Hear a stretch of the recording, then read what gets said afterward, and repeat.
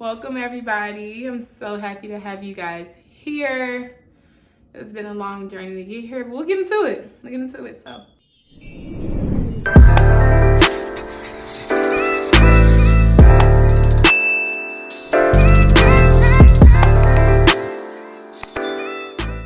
So now diving into some academics, because I know that some people either follow me or watch my channels to figure out like my whole process with medical school.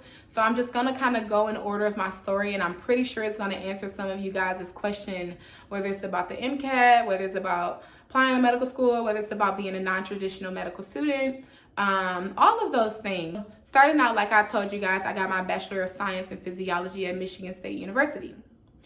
I graduated with a not so great GPA. I can do a whole video on that whole thing, but not so great GPA. I knew that I needed to go to graduate school.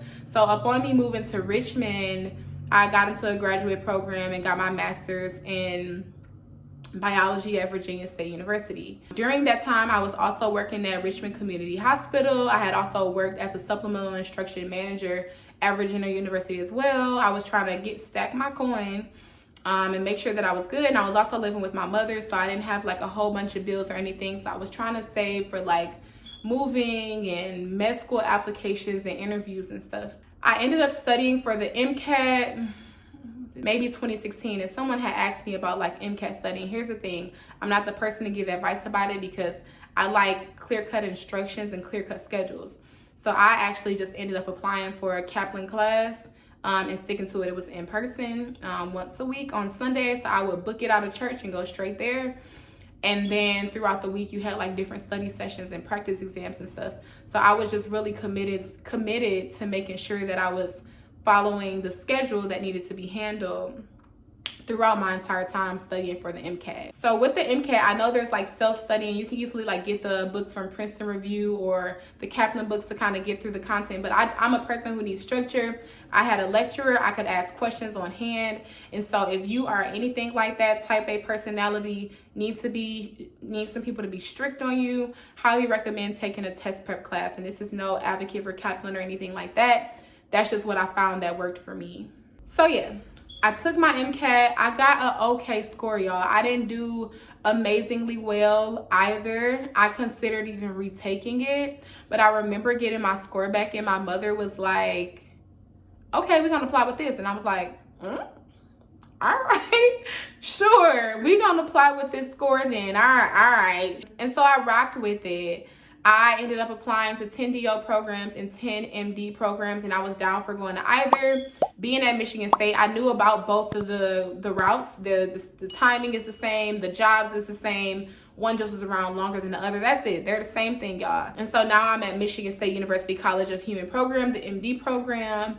So I actually ended up back at my alma mater is it alma mater or alma mater? Whatever. I ended up back in my AM. That's what we're gonna call it, for medical school, and that's where I am right now. So someone asked about like the process of getting into medical school, and y'all, I feel like it's been so long ago, but it really hasn't. But like, here's how it goes. Knowing that I was a non-traditional student, that I needed to show that I could perform well at a graduate level, I completed my master's program with 4.0. I didn't have time for anything less. Highly recommend doing well in your graduate program. You take your MCAT exam, try to do well on that. I would aim for 500 and up, but I didn't even have that. So aim for doing your best.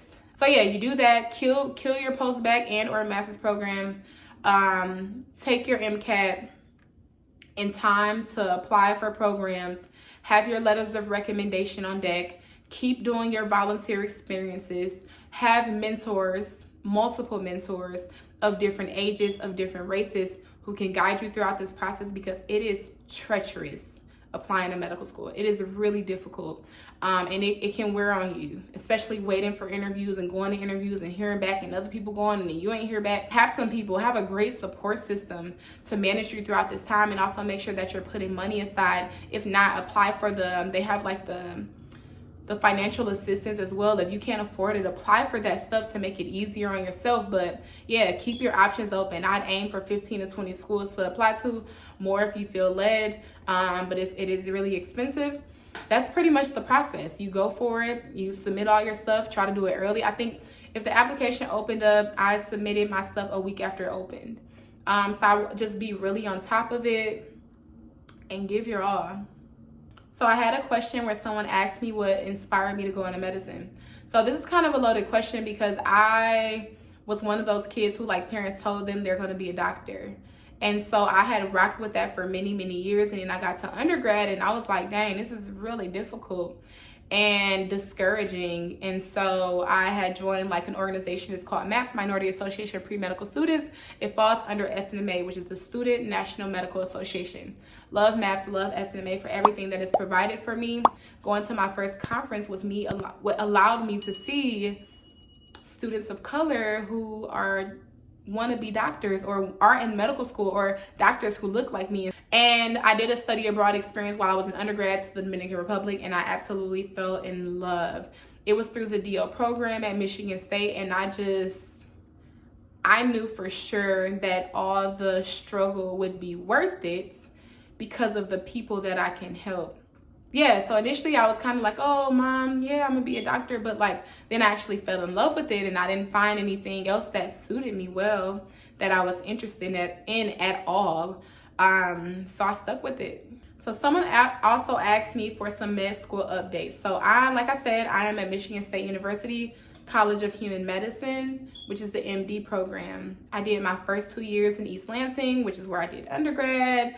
And I loved it. I love the program here. It's amazing. And then my last 2 years are in Flint. So currently I am a third year medical student, which is going to be a bit extended because I'm on medical leave. I got through halfway of my third year and I needed to take some time off in order to get my medical issues diagnosed and under control. I was pushing through rotations in a very unhealthy way that only made my medical condition worse. And this is a condition that I've never had, that was diagnosed within this time of third year doing my rotations. And so I needed to take the time off for my own physical, mental, and emotional health. And also so that when I do come back, that I can perform really well and not be bombing my rotations. I'm in Flint right now. I'll graduate in 2023 since my time is pushed back a little bit. But I love, love, love this campus. I love the patient population that I serve. I love the faculty here. They are so very supportive of what my needs were and are, and even encouraging me to take care of myself versus me being stubborn, type A perfectionist, pushing through anyway, even though I was unhealthy. So someone asked me how difficult is medical school, and do I like study 24/7 and things like that. So my first 2 years were actually really difficult compared to my rotations third year, because it is a huge learning curve. You are taking in so much information in such a small period of time that it always feels impossible. And then second year, you're super amped up because we have your step 1 exam, which is like a super big, important exam, probably one of the biggest exams you'll ever take in your life. But as far as studying is concerned, are you studying most of the time? Yeah, you're probably studying every day. Some days you'll take time off, which is necessary. You need time off. You need to still make time for the things that are important to you. I'm going to still go to church. Yes, I'm going to still make sure that my relationship with, at that time, my fiance was healthy. Even now, making sure that my relationship with my husband now is healthy, making sure that I'm taking care of my dog. I actually got him while I was studying for step 1 because I was so stressed out and I felt really alone during that time, during COVID and all that stuff. One of the most difficult things is getting over imposter syndrome for people who are people of color or women or whatever minority group that you fall into, is feeling like you don't deserve to be here. And because of that, you feel like you're not getting anything, you're not learning enough, so you're not smart enough, and all of these things that you feed into. But thankfully I have Christ, and so I try to hold on to his promises and knowing that he brought me here with purpose. So I got asked the question about how is it being a young doctor, because I'm a student doctor. So either student doctors, or we'll introduce ourselves as the medical student, but a medical student is a student physician. I haven't experienced any like discrimination or anything for my age, because I think I look my age, you know, I look of age enough to take care of people. I've definitely experienced though discrimination for either my race, the assumption of, I always hear this thing like your parents must really be proud, as if, you know, we could just never make it. Y'all just need to see some more of us because we bought that action. I definitely hear things about that, or I'll hear like comments on my hair if I change, sorry y'all, if I like change my hair, and how long did that take, you know, kind of like the microaggression stuff. Or I'll hear comments because I'm a woman, if I walk into the room with the physician, they be like, hey, this is our student doctor, yada yada yada. It's almost as patients don't hear that, and so they'll go, oh, nurse, bring me something, and nothing is wrong with being a nurse, but the assumption is always that I couldn't be a physician. I deal with little stuff like that here and there, and I work through those things and talk about them, because sometimes they get to you when you hear the little comments of people expecting you to not be good at something because of what you look like, aka color that you can't change, or hair. So yeah, those are the type of like discriminatory or microaggressions or just racism that I may experience while in medical school. So I think the last thing that I was asked for was like an update on my social life. So I guess let me give two perspectives. So when I was on my rotations, because I'll be back in June, and so I'll even be able to give more perspective now. But when I was on my rotations, my social life was obviously very limited, because you're on that rotation from Monday through Friday. Sometimes you're going in on a Saturday, depending on what the rotation is. So a lot of my social life was amongst my peers and my husband directly at home. Made it difficult to make sure that I was staying engaged with my relationships outside of medical school. And also it's difficult too, because even if your friends are doing stuff, they don't think to invite you, because the thought is, well, they're in medical school, so I'm not gonna, well, they couldn't be able to come. And that sucks sometimes, because some days you might, or some weekends you might, or you want to get out, or you just took an exam and you want to go out and have fun that weekend. Now that I actually have some free time and my medications are kicking in, I feel like my social life is blooming. I have time to invest in like the people around me. I have time to invest in the things that I love to do. I don't know if y'all seen on my Instagram, I make a lot of little funny like TikToks and stuff, or like style stuff that I never was able to do while I was in school. So I'm really trying to like kick it out before I get started back in June, because I'm having a ball. It's important to still eat right, or go to the gym, or hang out with your girlfriends here and there, like make those things happen. Me and my homegirls will do like sleepovers and stuff, or girls' nights at somebody's crib, and we have a good old time. So highly recommend, make sure you are maintaining some aspect of social life while you're in medical school.